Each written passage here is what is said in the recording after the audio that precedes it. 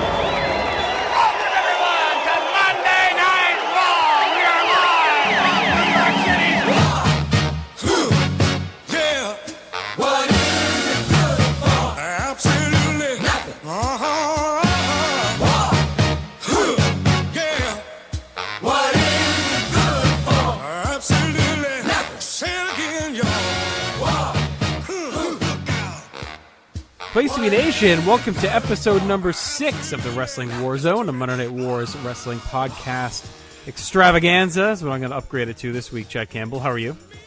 Pretty good. How are you?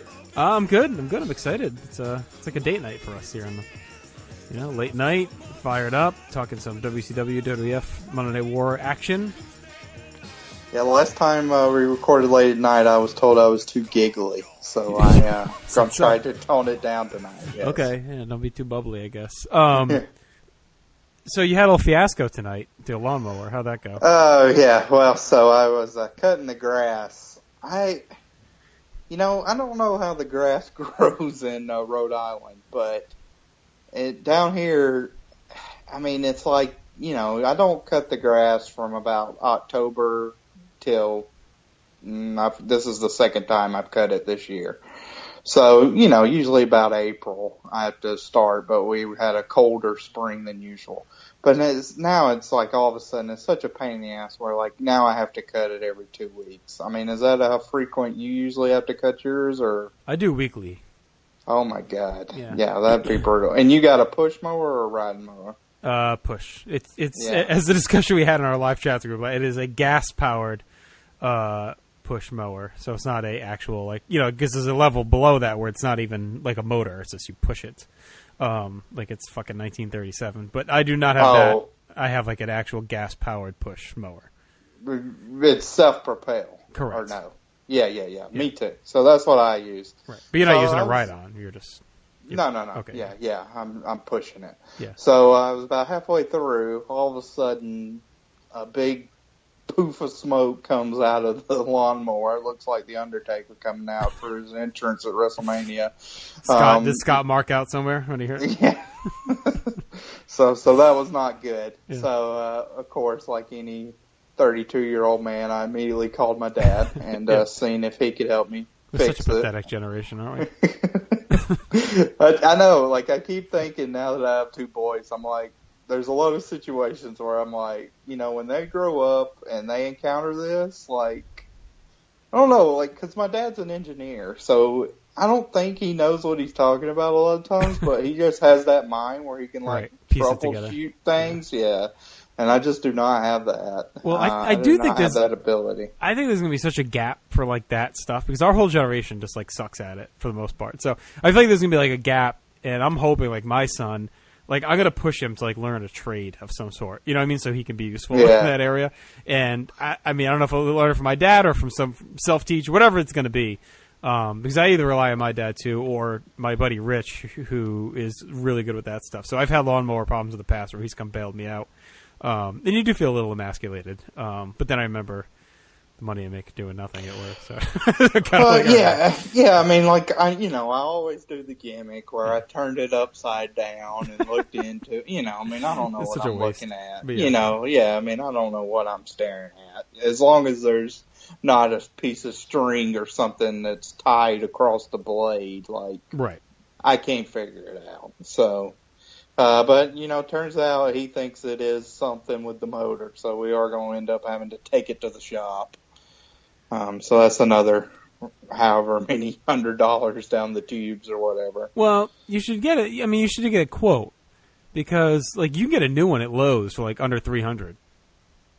Yeah, I think I may go. I'm thinking it's time for me to upgrade to a riding mower. Yeah, so even then, so don't got pump like a half an acre. Right, don't pump $250 into this thing and then go buy another one. So. Yeah, we have this person we go to. He also furnishes our cars, so it's a one-stop shop for cars, lawnmowers, and any other equipment. He actually used to be a mechanic for Delta and worked on the airplanes, so he's pretty fair. But still, yeah, it's just one of those like pain in the neck moments where you wish you didn't own a house. Like something like that. It's like if you live in a very metropolitan city or you rent, like it's just one of those annoyances you don't discover. Right, unless I'm your landlord and I make you cut the grass. But yeah, you're right. The gimmick. I've gotten a little bit better, like self-help with YouTube and shit. Like watching, like when I was having problems with mine, like I got pretty close in fixing it by watching a YouTube video and like cleaning it out and stuff. So I'm trying to get better with that stuff. Well, we had the yard sale Saturday, so here's another quick story. I sold like a little foosball table. Yeah. And the guy, like I've just always transported that thing with the legs on and everything else. Well, the guy wanted to take the legs off with the screw, so it required like the specific wrench and lug nut that would just fit the legs. Can you say lug nut again for me? Lug nut. Yes. So I didn't know if I had it or not. So I dug out my little tools and fiddled around with it, but I actually got it to work. Found the correct socket and was able to unscrew the legs and load it up. So I was proud of myself for that. Because when he said that, I was like, you had people, they were going around there, and I was like, you got to be kidding me. Like, you're wanting me to unscrew this when I got other people paying and all this other stuff going on. Yard sales are like a petri dish. It is awful. It is. I mean, it's a miserable experience. Between the bartering over a quarter to 50 cents to old ladies telling me I'm never going to sell an item that, has already sold on my wife's Facebook to other, it's just and then you got the collectors too. Like I sold all my DVDs. So I had, again, was Scott there? Yeah.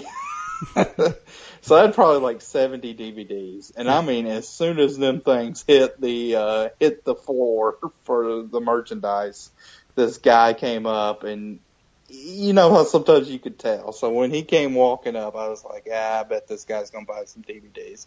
Long hair, Metallica shirt. He looked primed to Is that the guy who got sued by his parents to leave the house? That's pretty much what he looked like. So sure enough, as soon as he came up there, he was like, how much for the whole lot of them? And basically bought them all right there, sight unseen, and loaded them all up in his arms and walked out.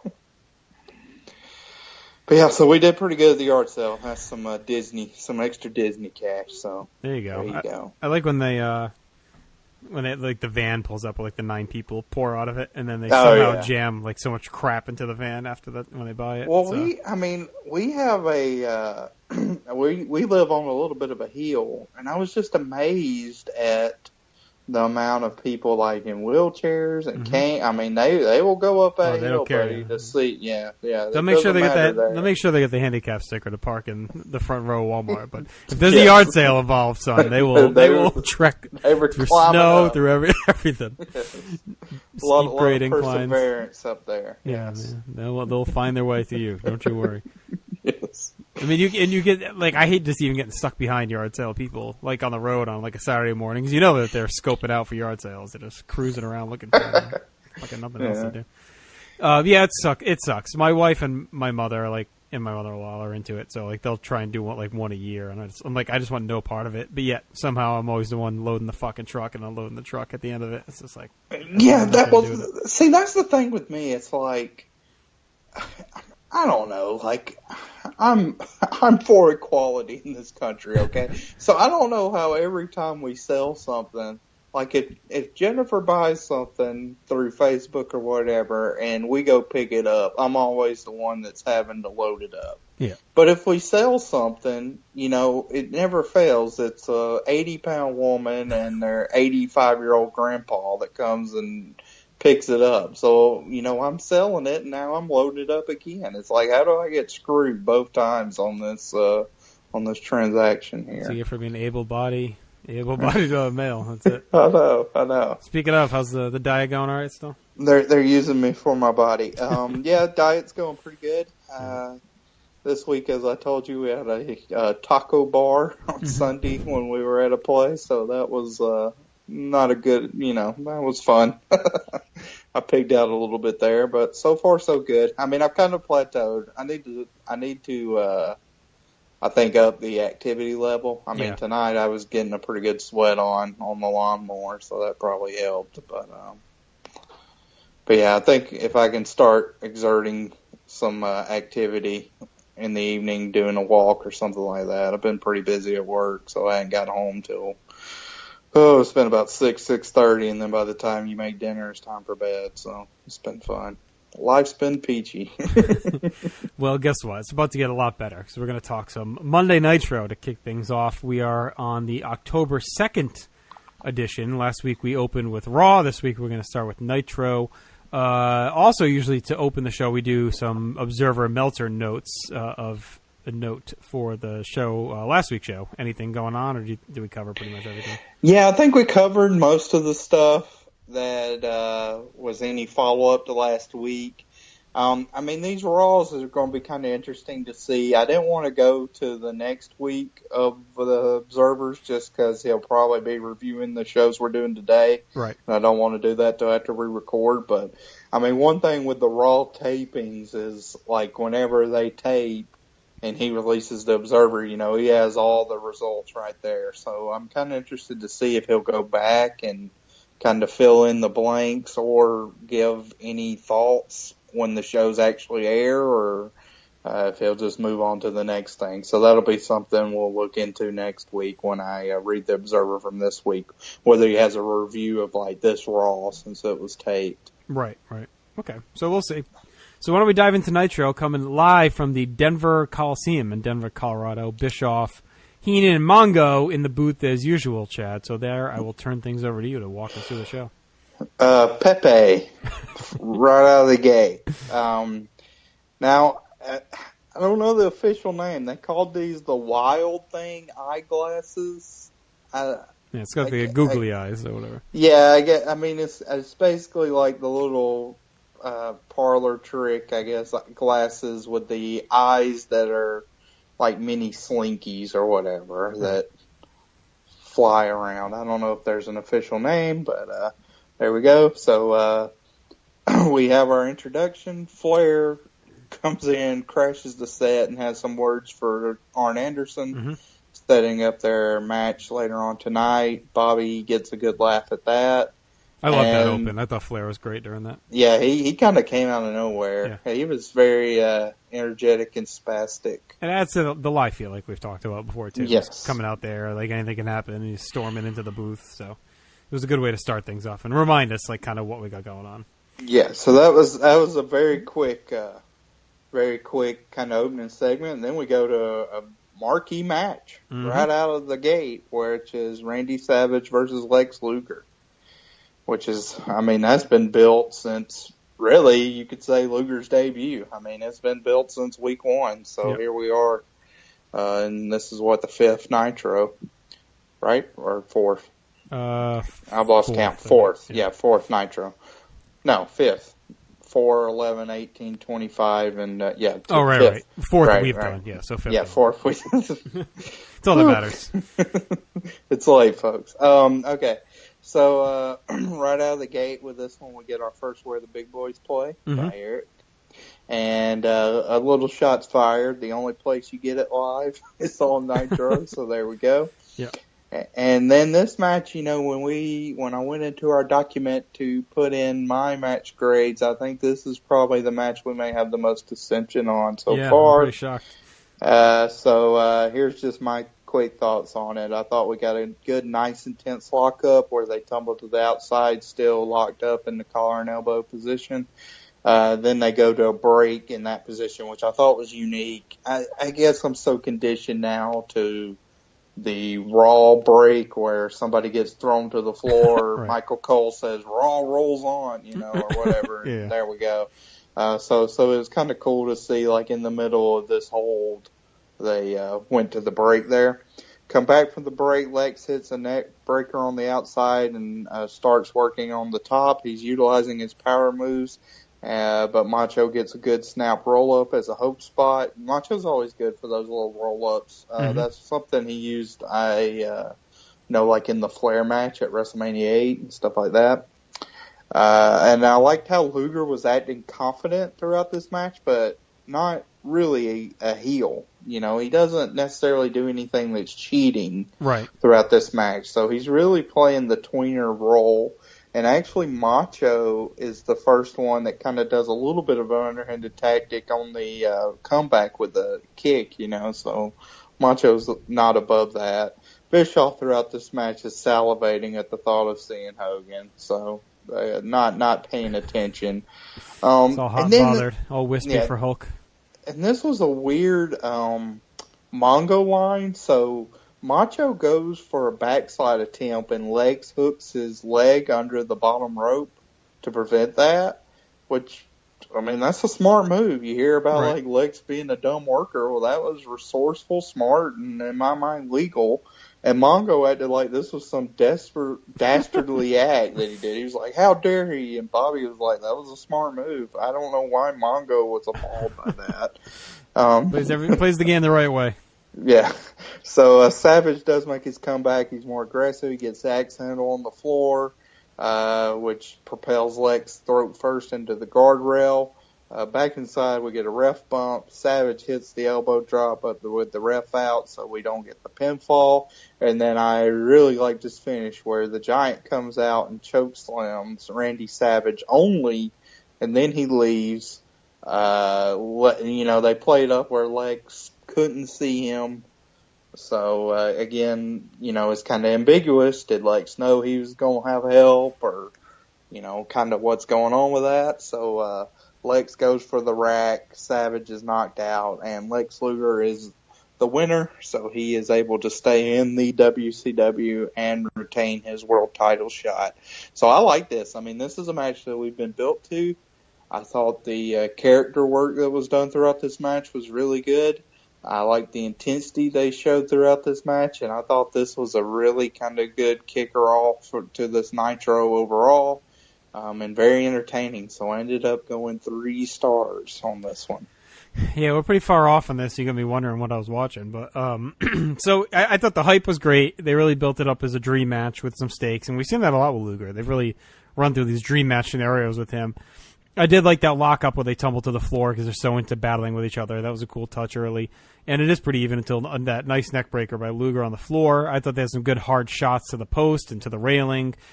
Savage gets his visual pin before Giant comes out. And then, like you said, they kind of help further the rumors in the story because Giant only touches Savage. I don't know. I thought it was a little disappointing for all the hype. I had a hard time getting into it. I did like the hard-hitting offense, but it just felt like it never really got into gear for me. I think we've reversed roles though, Chad. So I've become super negative, and you've you're pouring the snowflakes out of the bucket on this show. But they did get about 10 minutes, so I don't know. Yeah, I want to start in 3/4, but I don't know. Mayo's in an ornery mood that night, but it was yeah, I'm not sure. Maybe my lawnmower wasn't working. I think in general I've become more lenient on star ratings. Like just since I really started tracking them like about 5 years ago, I do think like my threshold for I think before it was too mechanical. Like I'd put a lot of thought in, did this match go long enough? Stuff like that. Like I doubt if I'd have watched this match probably 4 or 5 years ago, I'd given it 3 stars. I probably still would have given it maybe like 2 to 2.5, probably right. 2.5. But yeah, I think because of the build and everything, I really enjoyed it. So I think my whole system is off. I think these house shows I mentioned before have really broken me. So like I'm looking at everything like on like a 1-star level and like, oh, does it raise above? Like I used to start at 3 and move up and down, and now I'm like starting at 1 and be like, oh, is it good enough to get up to like a 2 or something? Right. So I think I've been broken by watching all this MSG sludge from the late 80s. But anyway, so that's where I lie with that.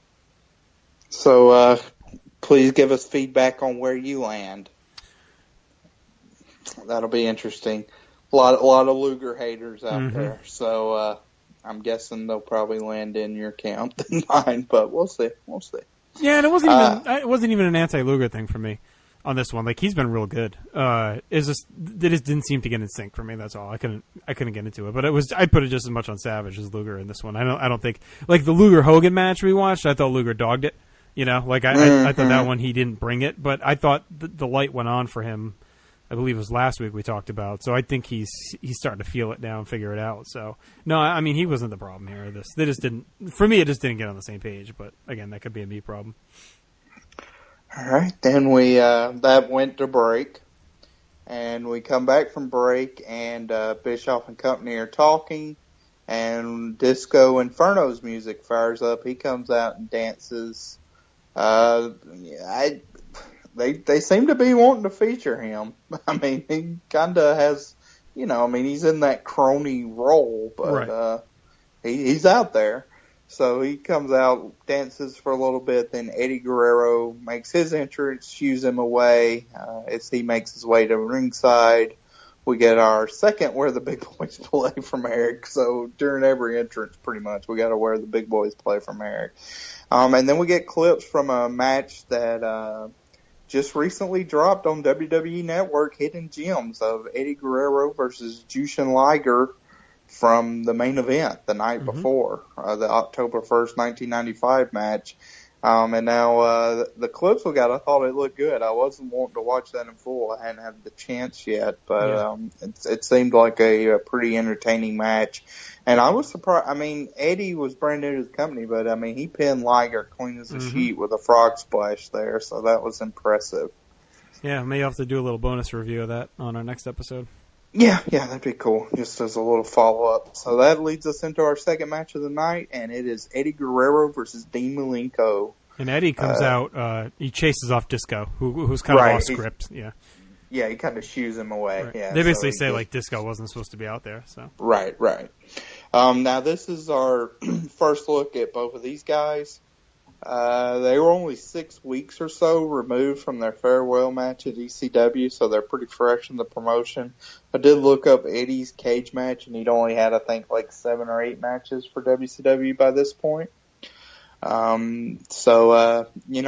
was interested to see them come in, and I was happy to see them because, I mean, these are two, I think, perennial favorites. Are we counting him as a debut here, or no? Too much already?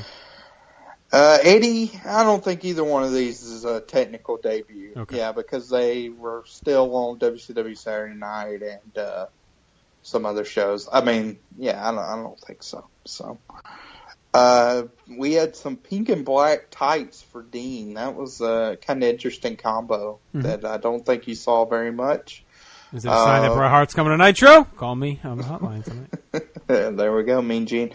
Of course, now, God, this was an interesting match because, we're getting some good action, some good chain wrestling. I thought the crowd was very respectful, giving it some good applause and pops. But during the match, we had some kind of weird commentary, and then we also have Hogan's limo arriving, which, first we hear the limo's 2 miles away, blah, blah, blah. Then we see the limo pull up, and then they just completely abort the match to cut to Hogan in the back pulling up. So I'll get to that segment first. So they cut to the back. Hogan's pulling up. Jimmy's screaming at the top of his lungs to stay in the limo. Hogan, neck brace and all, says he isn't going to take no for an answer. I mean, I don't know. Like I thought with the split screen it was okay, but even though this wasn't a debut proper, this was a big showcase for these two guys, right? And now you're completely like shunting them away in the middle of their match to see Hogan waller out of his limo. And then so that was annoying. And then even after that, like the match is heating up, and they just keep talking about Hogan. I mean, it's like, right. So they're not even when we're full screen, they're still not even really paying attention to the match. Yeah, Bischoff is so obsessed with Hogan.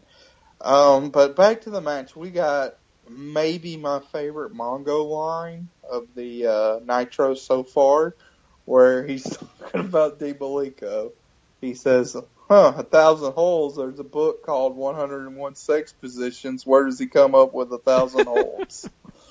And you can just like hear the panic. I think in Bischoff's like panicky, and Bobby is so wanting to say a line, and Bischoff actually says like, "Don't touch it, Bobby. I'm warning you. Do not like give a rebuttal to that." DiMalenko gonna do reverse cowgirl, baby, right here on Monday Nitro.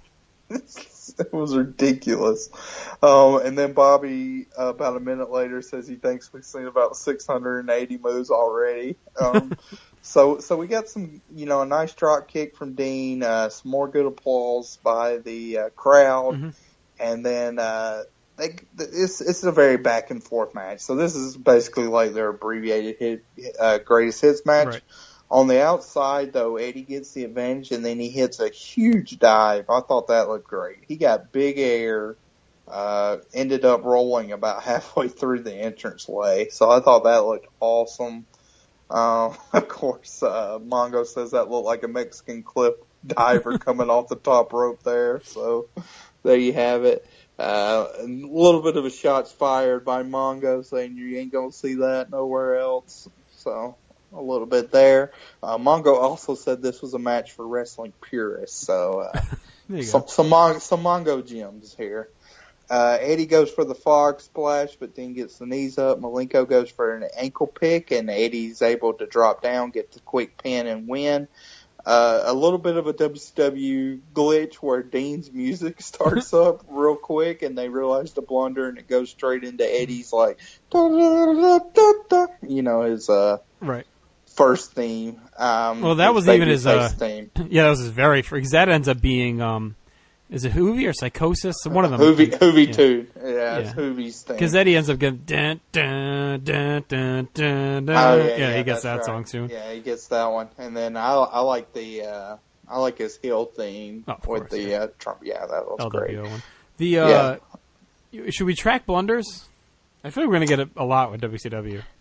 Yeah, this one was probably the most obvious one so far. I don't know why don't you track that? Track like obvious ones. Like we won't track like little minor ones. That's fine. We can deal with minor fuck ups. But like let's hit like the obvious real bad ones, and we can do it for Raw too. I mean there'll be some there. Okay. So Malenko wants a rematch. They shake hands. Mongo, again says, here's where you get good sportsmanship and stuff like that. So I like the match besides the Hogan distraction. Thought it was a good debut for both. Crowd was into it. So solid all around. I went 2.5 on this one. Yeah, I was just a notch below at 2.25. And that wasn't really their fault. It's almost like a sneaky treat. It's not treated as a top match, but it's like, all right, here we go. Like, we always hear Nitro has these gems kind of buried all throughout the place and the cruiserweights and everything else. And here we are.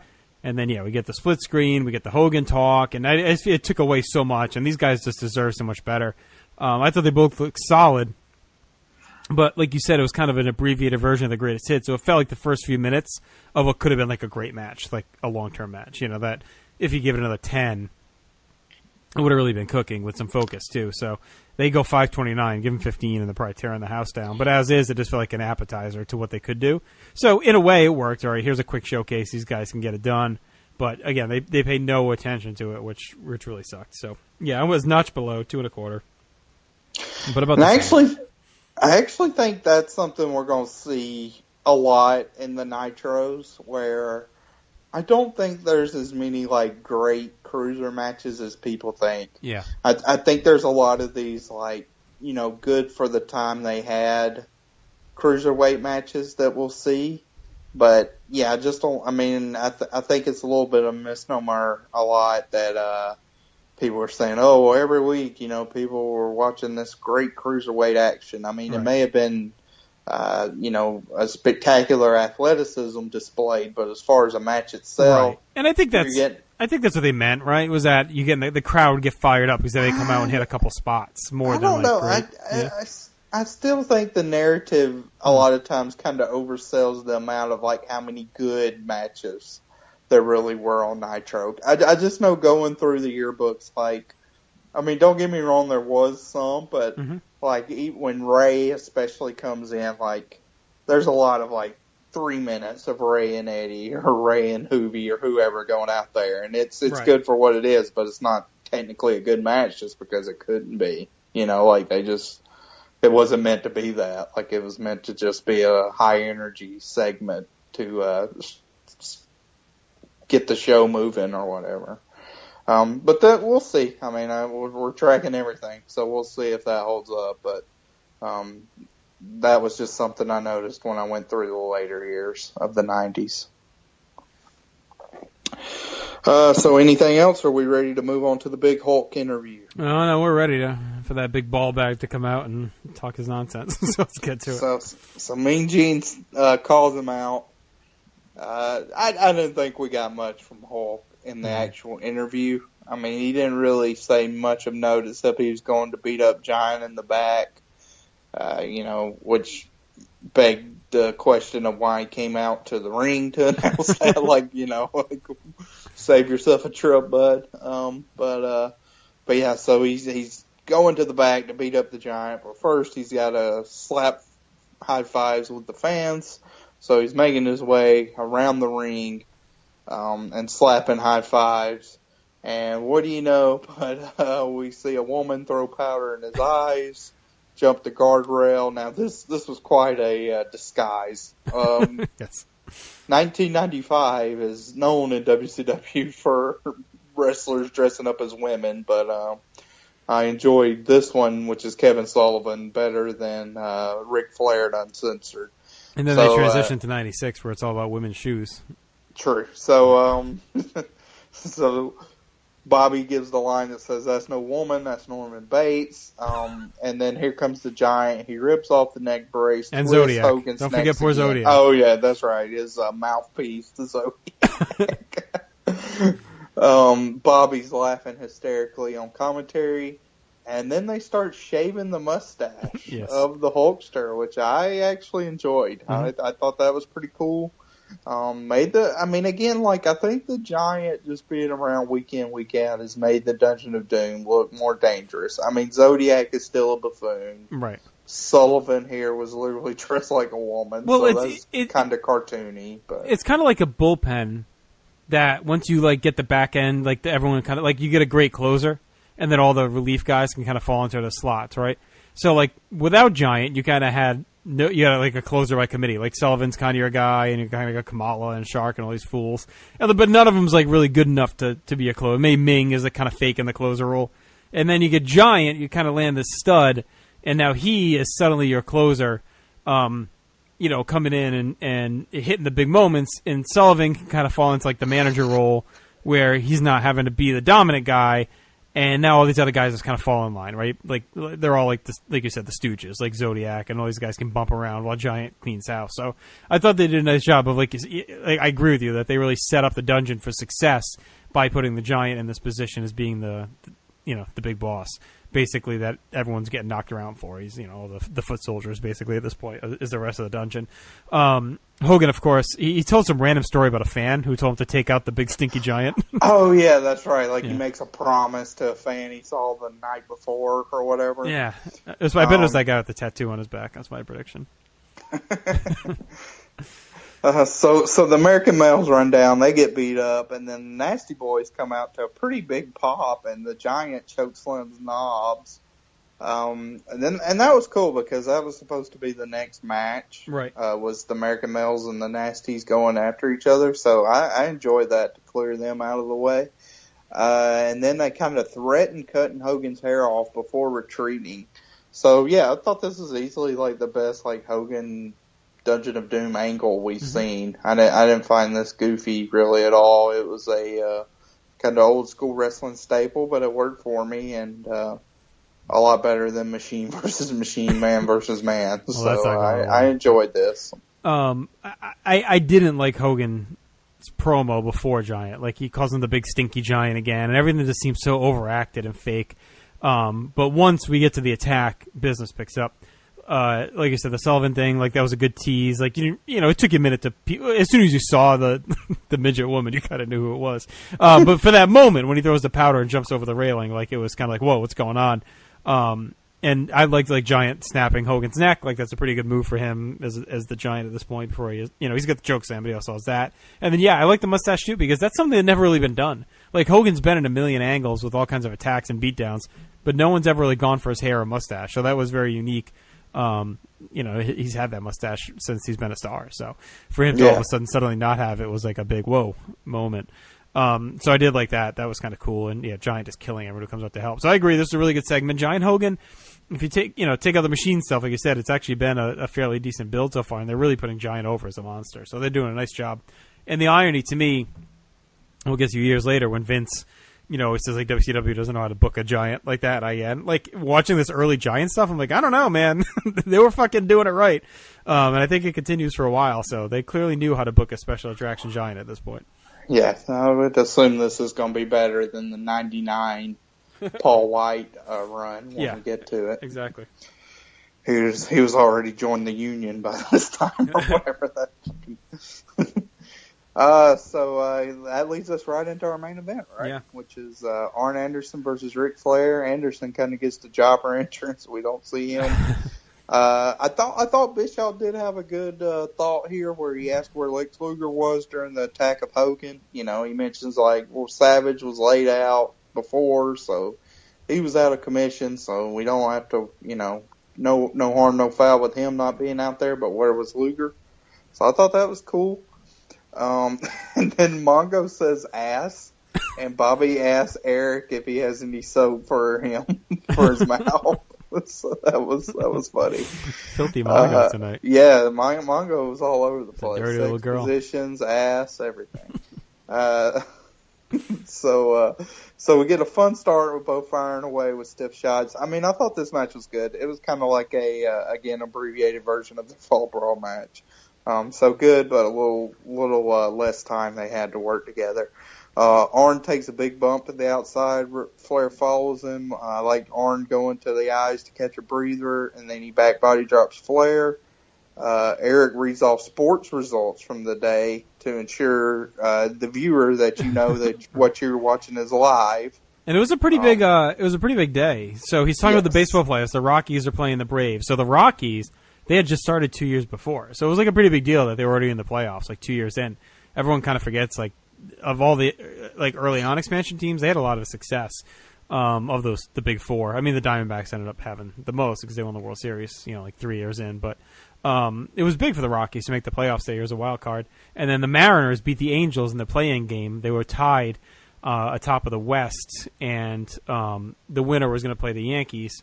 So that was also a big deal. I think they were the West, or was it the wild card? I'm trying to remember. No, the Yankees were the wild card. Yeah, Yankees were wild card. Because the Red Sox won the division. It was the Indians and Red Sox, right. And then because this was, I mean, and Ken Griffey Jr. probably at this point in time was the biggest star in baseball. Oh yeah, for sure. And that was a big game because that was when Randy Johnson came out of the bullpen, right? And he closed it. He came and pitched like 3 innings or something out of the bullpen, and because the Angels, I think didn't they blew like a huge lead. Down the stretch, I feel like they had one. They were up like 10 or something late, and they blew it. That was an infamous game. So Randy Johnson came to the bullpen. Then the Mariners go down 0-2 to the Yankees. That was Mattingly's last series, and the Mariners ended up winning. That was when they had this real stupid setup. They did the 2-3 where the team. So the Yankees started with 2 at home, and then the last 3 were in Seattle. So it was kind of dumb the way they did it instead of the 2-2-1 or anything like that. So anyway, that was the big. Seattle came back, and Johnson pitched out of the bullpen like at least one other time, and Griffey got the big hit, or he scored the run. I think he scored the run in Game 5. Came around the base. Yeah, nice. I'm sure we'll be corrected. People love.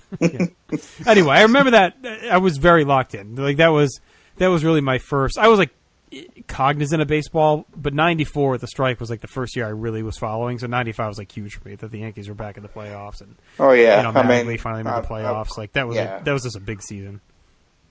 I mean, with 95 being the Braves' lone World Series, I can name pretty much the whole roster, but and was into it overall, but obviously wasn't staying up for like Seattle games late at night. But was a big Griffey fan as well. He just had a cool swing. Like, it's awesome to watch. So I'm trying to see. Yeah, so Seattle won that division by 1. I'm trying to see if they have anything. I'm looking at Wikipedia real quick. I was just curious if they listed. I know they were up big. Oh, yeah, 13. They were down 13 games. Seattle. Seattle was 13 games back of California, and they won like some ridiculous amount in a row, and they forced a 1-game playoff. Who was even on the Angels then? Was that like Sandy Alomar was on the Indians. Right, no, it wasn't Alomar. Tim Salmon, was he there yet? Probably, yeah. Edmonds may be a rookie or hanging around. All right, hang on. All right, now we gotta check. This is gonna be good because I'm definitely good on like the Indians too because the Braves play in the World Series. So like the Indians had like Albert Bell, Lofton, Tomey, Earl Hershiser, was Manny Dennis there Martinez. Manny was there. So yeah, that was like a crazy lineup. I mean, like Bell was your stalwart, but like Tomey, Carlos Bierga was also, doing good work that year. So that was a crazy lineup. All right, here's the Angel starters. Jorge Fabregas was the catcher. Okay. JT Snow. Yep. Damian Easley. Gary DiSarcina. Old man Tony Phillips at third. Garrett Anderson, Jim Edmonds, Tim Salmon, and Chili Davis.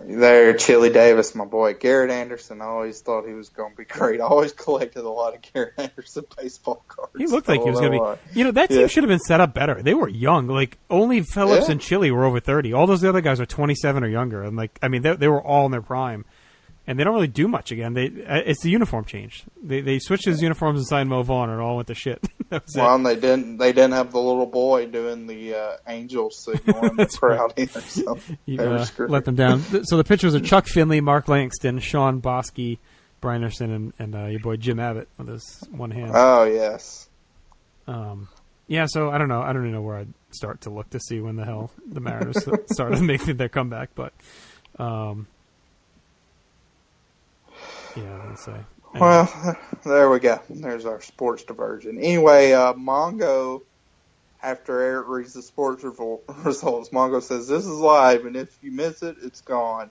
You can always catch that other stuff because I guarantee you it'll be on again." So he's shitting on the fact that they do the replay. Great Mongo. And again, I mean, like... He's fired up. Well, both Eric and Mongo have certainly buried WWF, and we have not heard a peep from Bobby of any of the weeks. Now, the commentary during this match annoyed me too, because this was not a great Bobby performance during this match. He keeps calling Pillman Pittman. He does that like 3 times. We hear the OJ verdict happen today. More on that later with the Raw. Flair's working over Arn, and he locks on the figure 4 quickly, but Arn gets to the ropes. Flair goes for the dive from the top to the floor and gets punched in the stomach. Then Arn gets back body drop to kind of return the favor from earlier when he took over in the match by back body dropping Flair. Flair locks in the figure 4, and Arn is ready to give up until Pillman flies off the top rope to make the save. Now both Heenan and Eric calling Pillman Pittman during this beatdown, which was annoying. That may actually be a bigger blunder than the other before. I don't know. It was just very annoying. It felt like Bobby was kind of out there during that. We get a beatdown by Pillman with Arn working on the rib cage of Flair. So Pillman gives the 4 horsemen signal and woos as they leave. So a fun match which again was abbreviated from their pay-per-view one, but was given still like 8 or 9 minutes. So I went 2 3/4 on this, and we had another Mongo line where he said They said Atlantis was on an island, and we all know what happened to that place. So there we go. Good history lesson from Mongo. All right, one last note on this baseball thing. So the Mariners were 13 back on August 2nd. They were That's crazy. 12 and a half back on August 15th and August 20th. That was their final stretch. So on August 20th, they were 12 and a half back, and throughout September they crept up. So it's 12 and a half, 11 and a half, 11 and a half, 10. So they kept working all the way up, and then they finally tied them on the last day. Actually, they lost. They went up one. Okay, so they actually went up. So they tied them on September 20th. So it took them a month to whittle off those 12 and a half games. They tied them. Then they actually went up 3 games and then collapsed and ended up tied. They lost a bunch late, and that's what led to the playing game. So, wow, how bad were the Angels in September? I mean, the 12 and a half games in a month. That's crazy. Yeah, so they went because like even if you say like over that stretch, like the Mariners went 22-3. Right. That means that they would have had to win, 10 and 22. All right, so what did I say? August 20th was the day? So they were 66-41 on that day. Okay. And then when they finally lost the lead, they were 72-63. So what was the final? They went 6-22 on that stretch. Oh, yeah, that's rough. What? So and then they won 5 in a row. How many games won the division? 83 or 84? 78. Won the division? Yeah, they were 78-67. Yep. Holy. Well, I guess 79 technically. Because the Angels ended with 78. Oh, that's right. That's right. I forget this is the abbreviated year. Okay, so they still were above 500. Yeah, 78-67. 78. They were 3 games under 500 and won the division. That's crazy. But okay. All right. That's not as bad. No, yeah. So yeah, how many games did they miss? It was it was a couple of months. Yeah. Well, they started April 26th, so about a month probably. Yeah, a month. Yeah. I mean, I know like Maddox's record that year was like 19-2, so it was crazy. So okay, there we go. This match, no, it's a big rematch. I like the arm work by Arn. Like I thought that was pretty good here. You mentioned Bischoff, and we'll get into the baseball again. A lot of good back and forth. It felt more like a paint by numbers abridged version of what we saw Fall Brawl, which again is fine for TV. You mentioned the OJ verdict. Bischoff said it was a shocker, which was weird because I feel like on Raw they act like it hadn't come out yet, like the way they do the poll. You know what I mean? Like they almost make like we don't know, so it was kind of odd. But Bischoff clearly says it's a shocker, so we know OJ has gotten off. Flair goes to the figure 4. Arn breaks free. Then he gets it again. Pillman makes the save, and I really like Pillman and Arn. Like I think that the targeted beatdown they do of Flair is good. I've really enjoyed them as a team. I thought it's freshened up Arn. I feel like it's made him seem younger. Like all of a sudden he's hanging out with this young guy versus like like him and Flair are kind of the old grizzled veterans, but all of a sudden Arn's like with this young horse. And it makes him seem a little bit younger and more with it by comparison too. Like he's like, all right, I'm going to hang out with this young guy instead now, and kind of reinvent my career. So I've liked them as a team, and I like Flair. Like after all the years of having all this backup, I'm really enjoying the story of him being on his own with no friends because he's pissed everyone off. And Arn just keeps bringing that up every time. Like, you got no friends, everyone turned on you, you turn on everyone, you pissed everyone off, and now you lost me too, so you're fucked. So I really like that part of it too. Well, so we'll get to this more with Raw, but I feel I went 2 1/4. So 2 1/4. Okay, so like with the OJ thing, like so they on October 2nd, which was the day of this show, they told the judge that they had made a decision. All right, so they didn't announce it yet. They didn't announce it till October 3rd. Okay, but they made a decision, but. Like, I don't know whether, like, on the Raw side, like, when they did the commentary for that, when they were talking about that, because, it's almost like if they knew the key days, like, okay, say they knew, like, closing arguments were whatever, October 1st or October 2nd, you could guess, because the decision happened so quickly, like 4 hours of deliberation or whatever.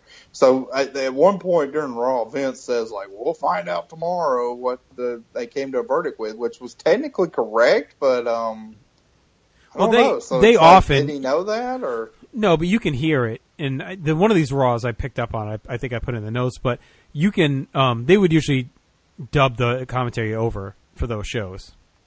Okay. So I think Kevin, is it Kevin that talked about it? Or someone I either read an interview or was Kevin with us or something.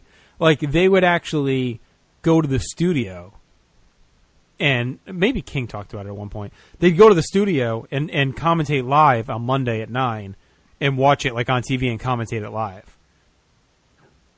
Okay, so that makes sense then. I mean, because I was wondering with that, like, because I'd forgotten that they, I mean, I didn't know, whatever. I didn't remember that, like, they announced it the next day, you know? So I think that's why, right, there's some confusion. Like, he doesn't say, like, Bischoff doesn't say, oh, he was innocent or acquitted. Well, it's funny whatever. that he said it's a shocker, though. So did he just mean it's a shocker that they got it so quick?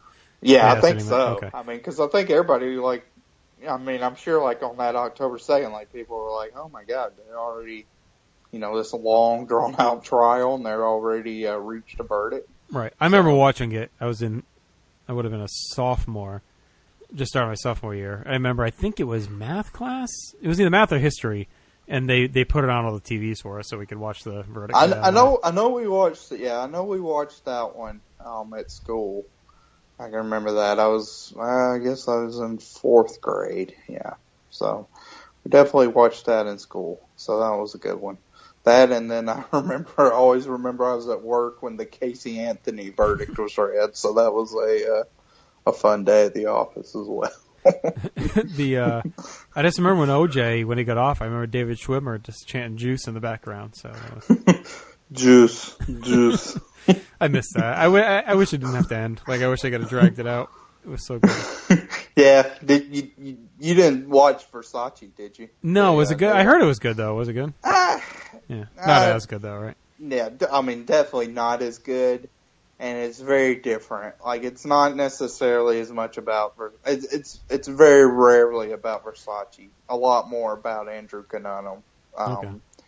And I didn't think the actor they got to portray him really conveyed.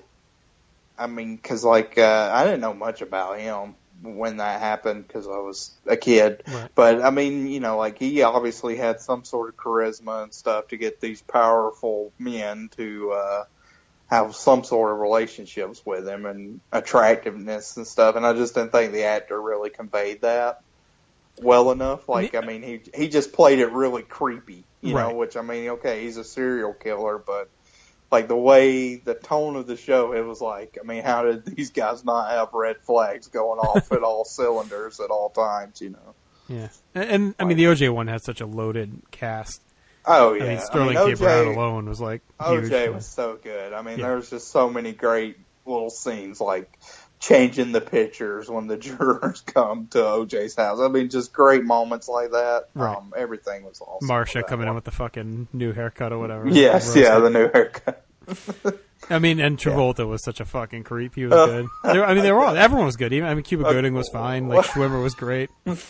Well, Travolta's probably the best comp to what the actor playing Andrew Cunanan. I'm not quite sure what he was doing, and I'm not quite sure what Travolta was trying to do during that whole series. But there you have it. That was good. And even the guy who did Johnny Cochran was really good, too. So. Oh, yeah. He was great. So, you ready for the awards? We've kind of been all over the map. Well, you know, it's funny, we're trashing Bischoff for talking about it. That's all we've done. Wait a minute, I just got news. Hulk Hogan is pulling into my driveway in 5 minutes. So. All right. So, match of the night, I think we're both going Flair on. No, I went Luger Savage. Oh, that's right. Okay. All right, so we'll have to... Well, we'll see on the combo awards later, but all right. Moment of the night. I went with Sullivan and Giants attack. Yeah, I think mainly the shaving of the mustache, but that attack overall. My MVP for the second week in a row is the Giant. I think he's set himself apart as like the biggest star right now, and I love watching him. Yeah, this one was tough. I mean, I thought about like Flair's always good, and he popped up a couple moments, and I like Luger. But, yeah, I mean, I think the biggest moment, like the single one takeaway from this show is probably Hogan getting his mustache shaved off and Giant looking like a threat. So I'll go the Giant as well. Giant going for the... As far as Mongo didn't say he went for the mustache ride. All right, I got 2 lines. I enjoyed Bischoff yelling "Shut up, Heenan." I don't have the exact what he said before that. But, Shut up, Heenan. Yeah, all I wrote was that. And then Mongo saying his exact words were, "He's going to kick his ass." That's what when you there we go. Yeah. You got any other ones or? No, I mean I kind of touched on them as we go, but I mean the 101 sex positions. That was an all timer for Mongo. Just completely out of left field. And then I got 2 shots fired. One you said earlier was "This is live," and then it's gone. But I promise you could tape. He said you could tape the other stuff because it'll be on again. So yeah, he's basically saying the replay. Yeah. And then Bischoff said, "Call the hotline. Tanay can tell you what's going on Raw, so you can watch Nitro." I don't know if you caught that one. I didn't catch that one. That was good. Yeah. So final grades. I went 6 out of 10 on this. Tied with last week. I liked it just about the same. I thought that was good, and so I was disappointed a little bit with Savage Luger, and I think I was a tick lower than you on all the matches. So 6 felt right for me on this one. Yeah. So I'm a 6.5. I enjoyed this show. I thought it was really good. Moved along, had some angle development. So overall, thumbs up for me for this one. All right. All right, there you go. So there's Nitro, and now we move over to Monday Night Raw, which is coming at you. Do you remember? I can look it up quick. Oh, was it? It was it's not still, Saginaw, but Grand Rapids. Grand Rapids, yeah, that's right. Yeah. So they're in Grand Rapids. We didn't get hardly any of an intro, right? Like it just essentially went to Razor versus 1-2-3 Kid. Yep. I think didn't even really get like a talking head of King and Vince, unless I'm misremembering.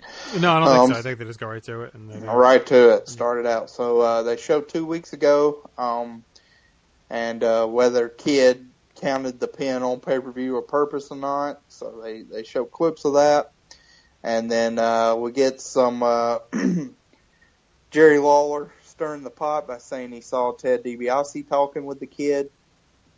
So this match kind of really portrayed the angle that they've been having so far, where Razor dismisses the Kid right at the start, throws him to the outside aggressively. Kid tries some fast offense but gets caught, and we get a slam by Razor. Kid gets a kick in the face and goes for the pin, but Razor kicks out and then throws Kid to the outside again. Dean Douglas is at ringside taking some trusty notes. They're into the notes in the stretch right here. We've seen that a few times now, scouting yes, and notes. And, he's definitely been scouting. I don't quite know for what. Well, even Waylon Mercer, we saw, and Mabel. Like we've seen a lot of guys out there. A lot of scouting here. Yeah. They cannot watch the monitor. They got to be out there 50 feet from ringside to get the best view here. This is the first time where Lawler has a OJ Simpson jury line, which is this Raw was chock full of OJ references. Oh yeah, so, just loaded.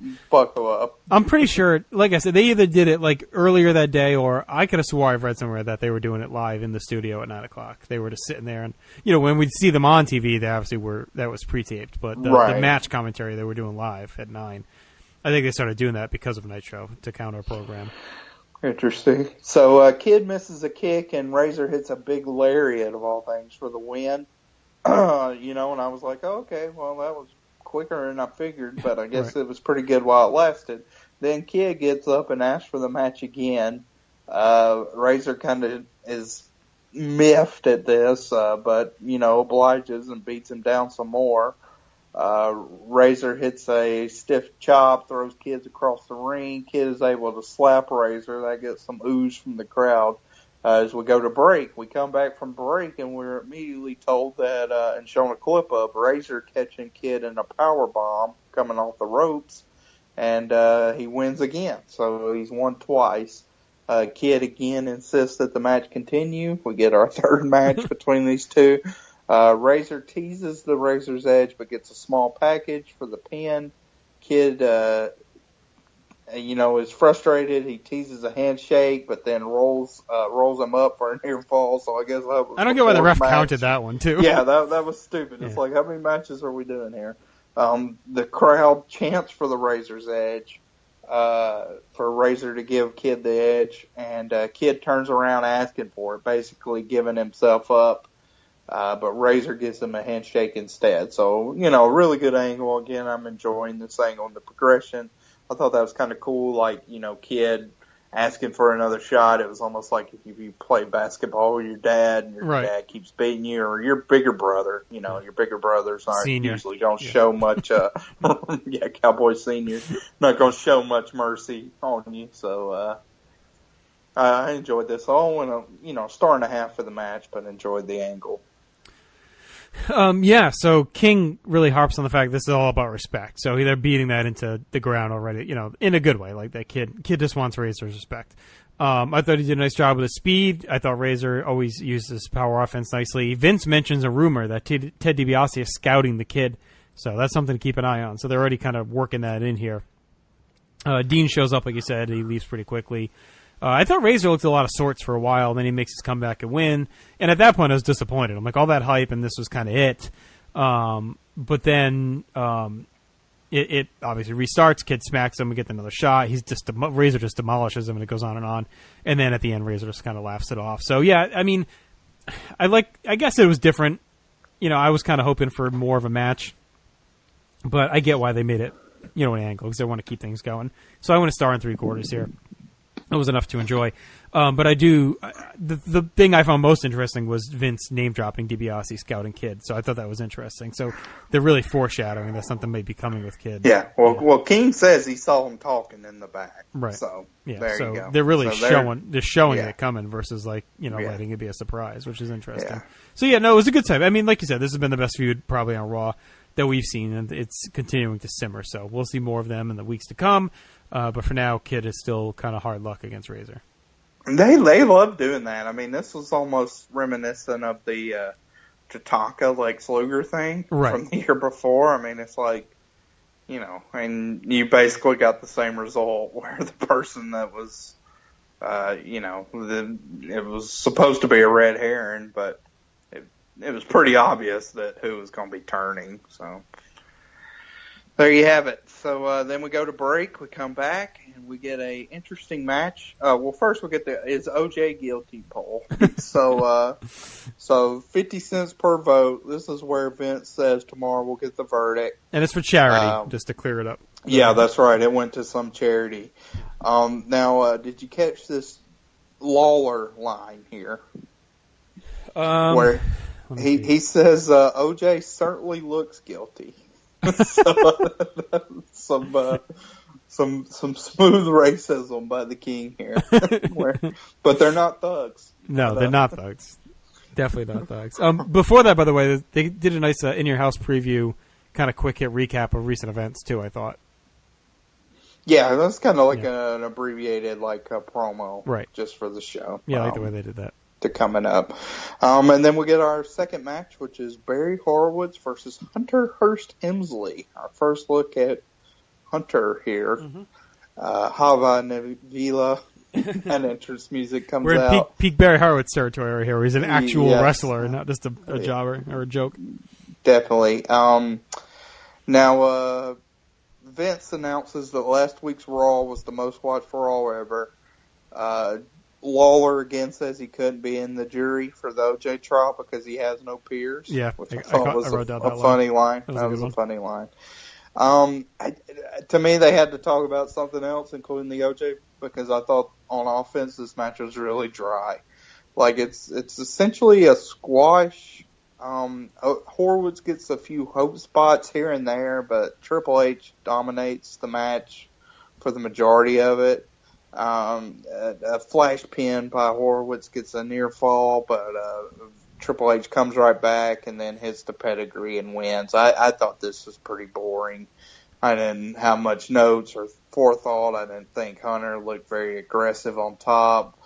This is kind of peak Horowitz, but he didn't show me a ton either underneath, that being very sympathetic. So I only went 3/4 of a star here. Yeah, and the commentary was really putting over Barry's confidence coming off of the skip wins and everything. But yeah, there's a lot of feeling out. We get a little bit of Barry offense. But again, just like on Nitro, like you said, the commentary is all about OJ and also the Pope visiting the U.S. that's in there. And they invite him to the big MSG WWF charity show coming on Friday morning. So they're ignoring the match too. Barry's a little feisty. Vince says he's teaching Hakushi the ways of America, so we get that in there. And then Barry gets a near fall in the Thez press, and then the pedigree. So, I mean, it was fine. It was decent enough. Where did I go here? There's so many tabs. I went a star and a quarter, actually, so I did a little bit better than you. There we go. Yeah, so. Close to Luger versus Savage for you. So. Yep. I liked that. I mean, it was fine. It was fine. Whatever. Boy, we're bleeding WWF here tonight. So, I don't think. Well, we got a quick preview of the Lafitte Brett match coming up. Before we went to break, another very short clip of them coming up together. I think they actually showed clips of the match when it happened. Right. They showed Brett slamming Lafitte on the step. So. Again, proving this is certainly not live yet. We'll come back. We get our first look at PG-13. Yeah. Were you surprised when they came out? I knew kind of this lineage here. Right. Where what was going on with the USWA around this time. So I was not surprised, but I was happy because I am big PG-13 fans. They faced Al Brown and Sonny Rogers. Yep. What a jobber duo this was. As jobbery as it gets. Yes, we get an insert promo from PG-13 that has words from the Smoking Guns. They mentioned their USWA tag team champs, which, that doesn't mean much because we're very quickly from USWA folding, so it's rapidly approaching. But Vince makes sure he mentions it, though, which was an interesting touch. Well, one thing that I liked is at the very beginning, Vince didn't know who Wolfie, and he couldn't tell the difference.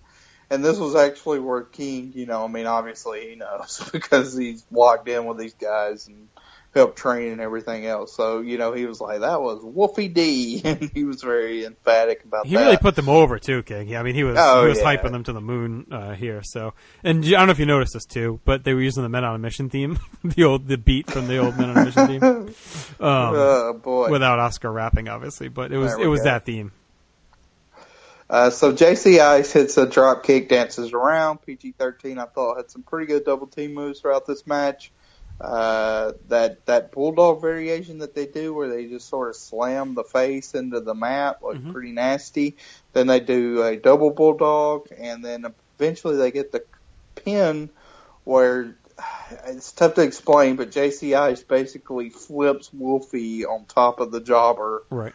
And then we get one of the more classic gifs that you see on Twitter of PG-13 dancing in their victory, and that cuts right to the "Is OJ guilty?" flip hotline, which is just absolutely classic of JC Ice mugging it and dancing straight to "Is OJ guilty?" So I went a half a star. I enjoyed the squash for what it was. Yeah, it was fine. Wolfie got a nice sharp German suplex in there too, which I thought was nice.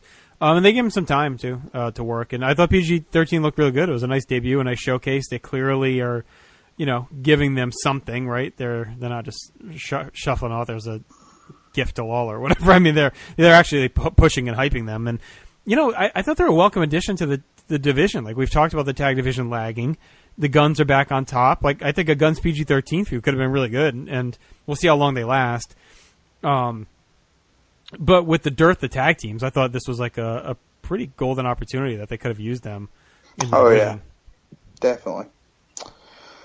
So I went a quarter star. Debut. Yeah. Quarter star. Yeah. So we get a big kind of announcement for a 6-man tag next week, which is a pretty big 6-man tag. We have Yoko, Owen, and Davey on one side, and the Dudes with Attitude and The Undertaker on the other side. So pretty star-studded 6-man tag on tap. Doc Hendricks is here. He's showing us the Bret Hart T-shirt, and of course he has that generic video with him. And a random girl named Sandy to show it off. That's right. As a model. No Alondra Blaze this week. Fucking unlabeled tape. And then that leads us right to our main event, which is Jean-Pierre Lafitte versus Bret Hart. Jean-Pierre Lafitte gets off to a good start. I thought Vince did a good bit of commentary here talking about the risk Jean-Pierre will take throughout the match. We get our first What a Maneuver. I think that was the only one of the night. So far, Eric's been throwing out more Where the Big Boys Play than Vince What a Maneuver. So he's winning that race as well. Hart regains the advantage by slamming Jean-Pierre Lafitte on the steps in a nasty-looking spot.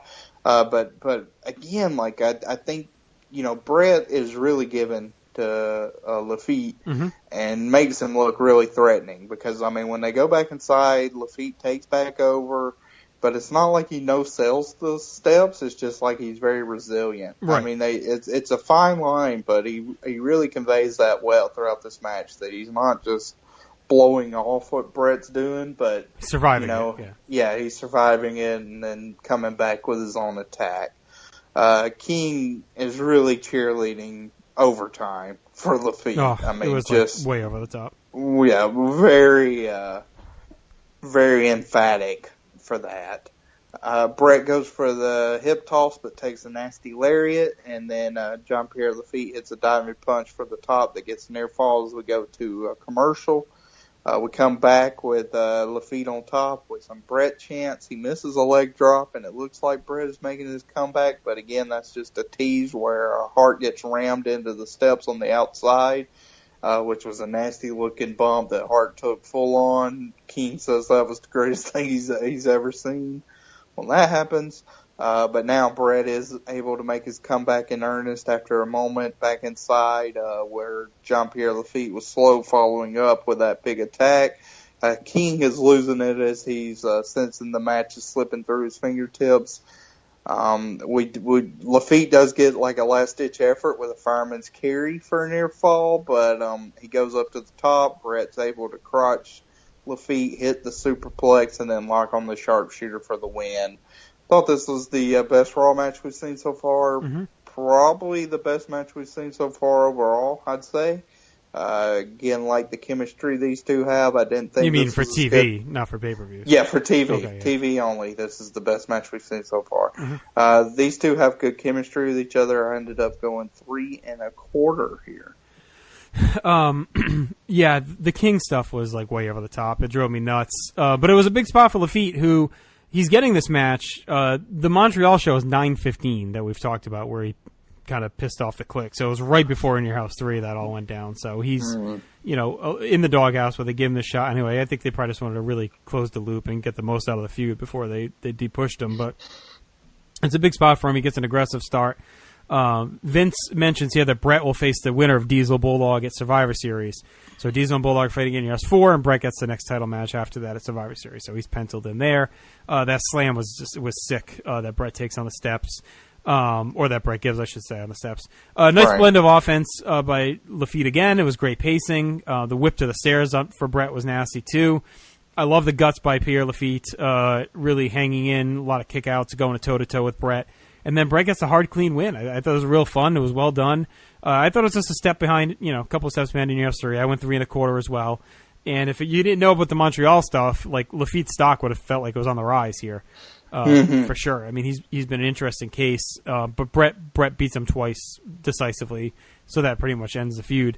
And if it was Mongo here, he might have called it a Lafitte job if he's still working the sex positions in. But so yeah, I know I like this a lot.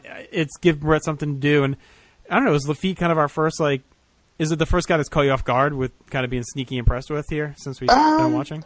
Well, I mean, I think Giant. I've been more impressed with him, but I didn't think the Giant was as good as he was early on. But I mean, Lafitte, I think, is definitely somebody that you kind of always thought that okay, they probably didn't give him a fair shake overall. And to me, watching him here, it's been confirmation bias where, okay, yeah, I mean, he's had 2 great matches with Brett, which is, it's Brett. Right. But he definitely feels like somebody that should be mixing it up with, Sean for the IC level that could actually challenge Diesel if you want to build to, a Raw match or something like that. Or even a feud with, a Ramon. Someone like that at that level, yeah. There was something he could do that after this that could have made him relevant still. Yep. No, I agree. It was a good match, right below In Your House, but both of them combined really puts on, the two of them put on 2 great two really damn good matches, and within a month. Would you call this your first hidden gem? Yeah, I think this is our first hidden gem here. So, I mean, this is a match, most people talk about the pay-per-view match. I don't think people mention the Raw follow-up, and it's not as good as the pay-per-view match, but still a good match and helps tell the story. So, yeah, I definitely would slot this in as our first hidden gem of the podcast. Marked it down. First one. There we go. Then quickly after the match, Brett attacks Lawler, but his Lawler kind of goads him, like Brett's trying to leave. Lawler's still bad mouthing him, but Brett does throw the first punch, but it's a trap. As Isaac Yankem makes the save, DDT's Brett on the floor. The crowd chants for Diesel. Yeah, I found that interesting. I thought that was kind of random. Well, he's the top guy. Huh? Yeah, but, they're not really associated as friends. They fought at the Rumble. Did Brett and Diesel ever team up? No, I think they just thought maybe he'd come make the save. He's whatever. Idiot. Either way, it's a good sign for Diesel that they're actually calling for some more of those idiot Michigan fans. True, making shit up. I think it's at least, though, a sign that, okay, maybe Diesel has some fans somewhere. Surprised they weren't chanting for Andre to come out there and face the Ultimate Warrior in the dark match. More fake matches. but yeah, so I was surprised they chanted for Diesel. You don't hear it is his hometown for Diesel these days. Yeah, that's right. He is from the Motor City, right? Yeah. Then we get a ruling from Gorilla that the cage, during the break, they come back. Vince says Gorilla's made a ruling that cage match between Yankem and Brett is coming up on Raw. And then, I thought I wonder if Nitro knew that, and that's why they announced that Flair versus Arn would be in the cage, because they do announce that at the end of their show too. Well, they definitely knew because it was taped. Right, but is Yankem versus Brett in this taping? I haven't even looked ahead. Yeah, it's hang on, I'm pretty sure it was. I'll check. Did it say it's next week? I don't think. No, next week's the 6-man tag. Right. They talked about that, so maybe it's in 2 weeks. If it's in 2 weeks, then it'd be the same tape. Yeah, it's the same thing. There's two more in Grand Rapids. 10-9 and 10-16 are both Grand Rapids. Okay, so they definitely knew. So they probably did that as counter programming. Yeah. Then we get some quick hit promos from both the heels and the faces on that 6-man tag from next week. And then we get the final parting shot is the results of the poll. 51% say OJ is not guilty. So there you have it. The King agrees. Predicted it correctly. So they must have really done a lot of post production that afternoon on this show, to work all those slates in and the poll and work that. And so obviously the poll. I guess it could have been real. They could have been monitoring the results throughout the night if they're doing the commentary. Well, they're giving stuff to charity, so you would hope that it was accurate how much they contributed. Yeah. So okay. So I think they were probably doing the commentary and running the slates and all that shit live from the studio. So it was interesting the way they did it to make sure they had some live feel to it. But yeah, the OJ thing was a big hook, and I don't blame them. For once they were kind of right on the. There was obviously massive story, so I can't blame them too much for getting kind of caught up in it and pushing it. So I'll give both shows credit for not ignoring the massive story that was out there. Yeah, it's a big enough story. You probably should mention it. All right, let's go into our awards for Raw. So match of the night, I think we're both Brett and Lafitte. Yep. Moment of the night, I went with the Kid Ramon finish. Yeah, there wasn't really much else. I'm not going to give it to Yankem. Right. No, it's kind of a default. Brett, by default. Yeah. MVP, I went with Brett. Yeah, I can concur with that. He was very good. Took some great bumps, dished out some great offense. Very good match. Brett to me, it's kind of old hat to say you're enjoying Brett, but he's been really good in this feud, so he's done a great job. Yeah, we'll see where he heads next. Eventually it'll be Diesel, obviously, but we'll see in between. I had two King lines. One you said earlier, I can't be on a jury, I have no peers. And then also, Kid's been better on Monday nights than the Oakland Raiders. That made me laugh, too. So those are the two lines. Any others for you that you didn't call out? No, I guess Jerry didn't guarantee that San Fran was going to win the football. No, you did not. We should, we should look that up too every week. See what the game was that night. What the game was, yeah. Let's see. I'll look it up. So for a okay, for a grade, I went 5.5 for this Raw. So I took it down a whole point. I went 6.5 last week. The lowest Raw. Well, the first Raw we watched I had as a 5, so second lowest so far. So, Kid and Ramon was a little disappointing. Hart Lafitte was good, but there's really nothing else going on here. The OJ stuff was fine, but yeah, it felt like a step below what we've been seeing out of Raw. Yeah, I went 5.5. I thought it was. You had a good match, and that was a long match. It took up like 15 to 17 minutes overall of the show. And the Razor Kid stuff was good, but, just another kind of chapter in that feud. Right. Yeah, disappointing. The middle stuff was whatever. The squash was good. I did not like Horowitz Hunter, but what can you do? But, yeah, overall, solid show, I guess. Yeah, it wasn't bad by any means. It just, wasn't up to snuff like we've seen the last couple, mainly on a storyline perspective. PG-13 was our one debut, so. Yeah, there we go.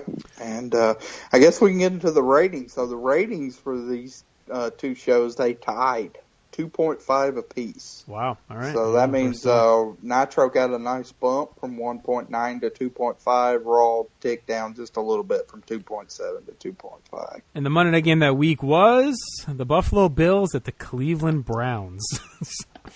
Kind of a rough game right there. Yeah. Well, I guess the Bills were good at that point still. That's one they should flex. So the Bills won that 22-19 at Cleveland. Okay. Yeah. The Raiders beat the Jets the night before, 47-10. So there you go. Ooh. All right, so let's do our combo awards for the whole night. Nitro was our best show. We had that a pace ahead. We had Lafitte Brett, I think, is our clear best match. Yes. Best segment, Giants Attack.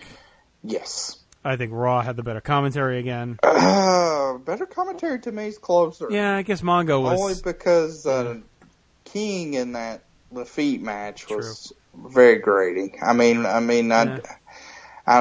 I guess the combo of Mongo just being off the wall and Bobby calling Pillman Pittman and Bischoff Eric being Eric. It's rough, but I thought this was probably the worst of the Raw commentary we've seen too. Yeah, I'll still go with Raw though. I like all the OJ stuff better there. And Bischoff had for as bad as King was in the Lafitte match, I thought Bischoff was just as bad talking Hogan during all the shit and just ignoring everything.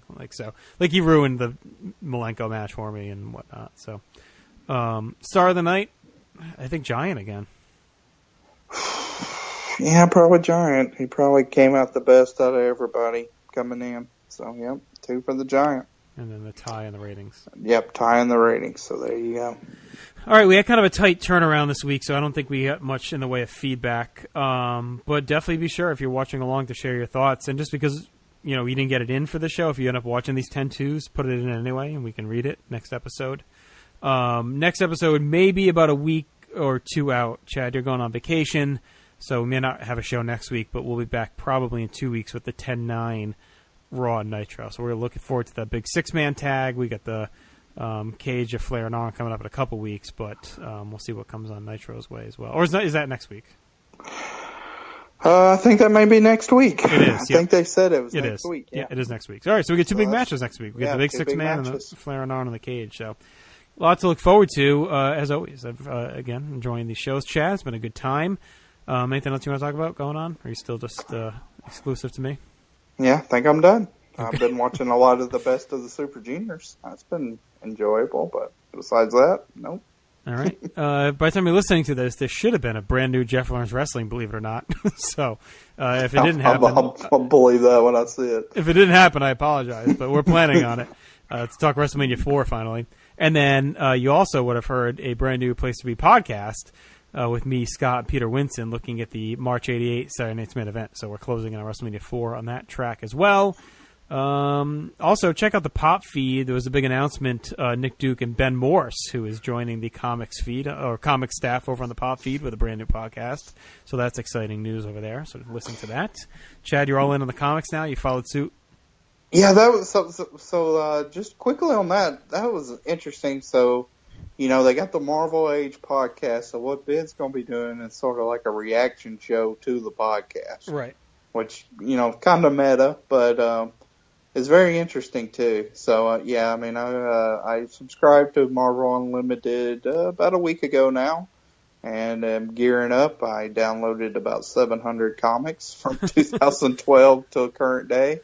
And then going through them, it's been enjoyable reading. I always thought like reading on my phone would lose some, I guess, oomph or some of the I don't know what to say, but kind of like the sex appeal really of like holding a comic book and looking at the illustrations. But the way they zoom in on the text bubbles and everything like that, like I've enjoyed that. So, it's been nice, during my lunch and before bed. I'm usually reading like one or two comics. And I like how you can, if I have to, the problem with reading novels with kids is, I really have to devote time to, I'm focused solely on reading this because I don't like putting a book down in the middle of a chapter or whatever. Here, if I'm cooking dinner or somebody's doing something, I can, read a couple pages of a comic and then pick it back up, and I don't feel like I've missed a whole lot. Like, it's very good to read on your own pace. Right, yeah, that's what I've been doing, too, and that's why I like it on the phone, because, if I get a minute, I'll pull it up, read a page here and there. So I've actually been following along with the Marvel Age show, so I'm in whatever it is, like early 63. So 63. Yeah, I'm following the reading list there. So it's been fun. I've never really read comics at all. So no, yeah, I had a very brief stint in 2011 when DC rebooted and did the New 52, where I had a pull list at my local comic store for about a month and a half. And it got so expensive so quickly. That's the other thing that I like. Call me cheap all you want, but those comics were $3 to $4. And to people, if I could read something while I'm taking, a crap or, you're talking about 15, 20 minutes of investment. So to spend $4 for 10 to 15 minutes of a book, and if you were getting 8 to 10 of them, it got very expensive very quickly. So I quickly got out and went to the next thing. So we'll see how long this rides, but enjoying it so far. No, it's been good. So be sure to check out that Pod Blast on the Pop feed. A lot going on in all our podcast feeds. Be sure to visit them all. So Brad just beaming over the Pop feed. I'm this ridiculous video game stuff. So yeah. Anyway, Pop and Peas over the Pop feed. Oh yeah, he was very happy. The purveyor of the Pop feed, I think is what he's trying to. He's trying to make that happen. Good for him. He's giving something to do. All right, so we're at, because you're done with them, you're with me now, so it's over. Yeah. All right, so that'll do it. Shop with us, PlayStation.com/Amazon. Also, be sure to like and follow along with our Facebook page, Wrestling Warzone, if you search that in on Facebook. We have polls, we have conversation, we have feedback threads, so a lot of good stuff going on over there. You'll get all the latest updates on new shows when they're coming. So if you're listening to the show, give us a like over there as well. And rate us on iTunes, too. We're there as well, so it'll help us get found by people randomly searching for wrestling podcasts. All right, so it's been a fun journey so far, Chad. We're 6 in. Next week we'll be back. More Raw, more Nitro. You still involved? You still like it? Still down? Yeah, must keep going. All right. Keep it going. Keep rolling. Smell that napalm. We'll be back in probably 2 weeks. Whatever. I'm trying to fuck you on your bestie, yeah. Chopper with the skull, so do not test me, yeah. Ric Flair drip, go woo on a bitch. 5790, spent the coupe on my wrist. $multi-million, I'm a fool with the hits. Hop up in the lemon, drop the roof, show the tits.